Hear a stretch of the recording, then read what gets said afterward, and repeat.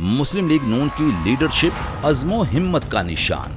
मियां नवाज शरीफ 374 दिन हिरासत में, मोहम्मद शहबाज शरीफ 340 दिन हिरासत में, मरियम नवाज 158 दिन हिरासत में, हमजा शहबाज 627 दिन हिरासत में, ख्वाजा साद रफी 462 दिन हिरासत में, ख्वाजा सलमान रफी 462 दिन हिरासत में, ख्वाजा मोहम्मद आसिफ 174 दिन हिरासत में, राना सनाउल्ला 174 दिन हिरासत में, शाहिद खाकान अब्बासी 222 दिन हिरासत में, एहसन इकबाल 64 दिन हिरासत में, हनीफ अब्बासी 264 दिन हिरासत में, मिफ्ताह इस्माइल 140 दिन हिरासत में, हाफिज नुमान 512 दिन हिरासत में, राजा कमर 218 दिन हिरासत में, कैप्टन सफदर 53 दिन हिरासत में और जावेद लतीफ 56 दिन हिरासत में रहे।